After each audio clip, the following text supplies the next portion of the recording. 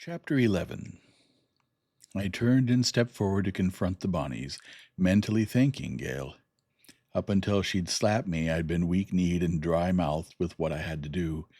Now I was just plain angry, and I found that I was thinking a lot more clearly. Jack High Bonnie's wounded left shoulder, I knew, wouldn't keep him from using his gun hand, but his shoulder muscles would be stiff enough to slow his draw. I'd intended saving him until I'd dealt with his brothers. Now I remembered how he'd gotten that wound in the first place. He'd been the one who'd used the auto rifle out at the Hickok Ranch, so I changed my plans and moved him up to top priority. "Hold it!" I yelled at them. "You've been cleared of killing a politician, but you still have killing a Solar League ambassador to answer for. Now get your hands full of guns if you don't want to die with them empty." The crowd of sympathizers and felicitators simply exploded away from the Bonney brothers. Out of the corner of my eye, I saw Sidney and a fat, blousy woman with brass-colored hair as they both tried to dive out of the Friends of the Court table at the same place. The Bonney brothers simply stood and stared at me for an instant, unbelievingly, as I got my thumbs on the released studs of my belt. Judge Nelson's gavel was hammering, and he was shouting, "Court of Political Justice, Confederate Continent of New Texas is herewith adjourned, reconvened 0900 tomorrow. Hit the floor!" "Damn, he means it," Switchblade Joe Bonney exclaimed. Then they all reached for their guns. They were still reaching when I pressed the studs and the crepitatas popped up into my hands, and I swung up my right-hand gun and shot Jack High through the head. After that, I just let my subconscious take over. I saw gun flames jump out at me from the Bonnies' weapons, and I felt my own pistols leap and writhe in my hands, but I don't believe I was aware of hearing the shots, not even from my own weapons. The whole thing probably lasted 5 seconds, but it seemed like 20 to me. Then there was nobody shooting at me, and nobody for me to shoot at. The big room was silent, and I was aware that Judge Nelson and his 8 associates were rising cautiously from behind the bench. I holstered my left-hand gun, removed and replaced the magazine of the right-hand gun, then holstered and reloaded the other one. Hottie Ringo and Francisco Paros and Commander Stonehenge were on their feet, their pistols drawn, covering the spectator's seat. Colonel Hickok had also drawn a pistol, and he was covering Sidney with it, occasionally moving the muzzle to the left to include the Zasroff ambassador and his 2 attachés. By this time, Nelson and the other 8 judges were in their seats, trying to look calm and judicial.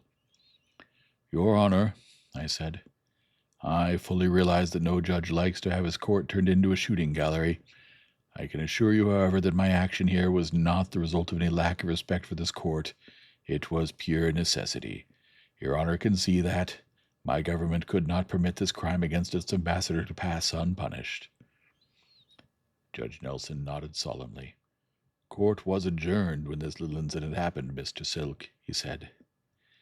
He leaned forward and looked to where the 3 Bonney brothers were making a mess of blood on the floor. "I trust that nobody will construe my unofficial and personal comments here as establishing any legal precedent, and I wouldn't like to see this sort of thing become customary, but you did that all by yourself, with those little bean shooters? Not bad. Not bad at all, Mr. Silk."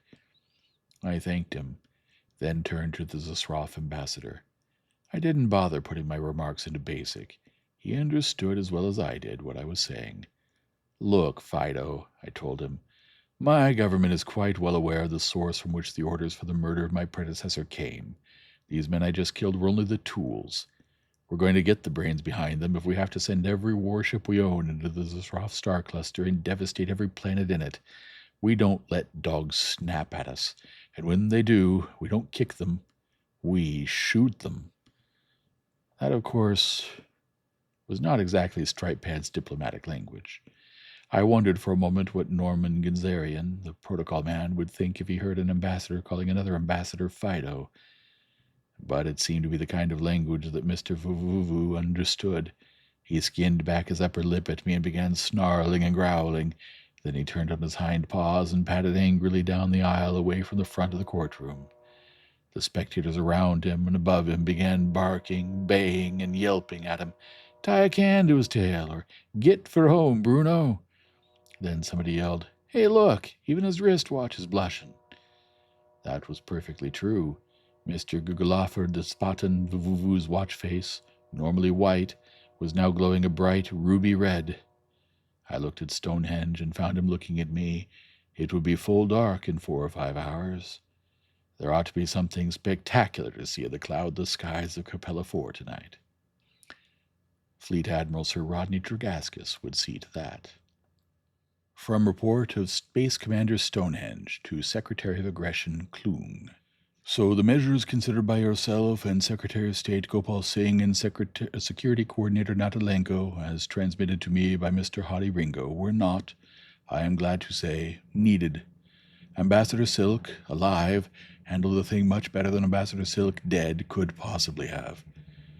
To confirm Sir Rodney Tregaskis' report from the tales of the few survivors, the Zasroff attack came as the ambassador had expected.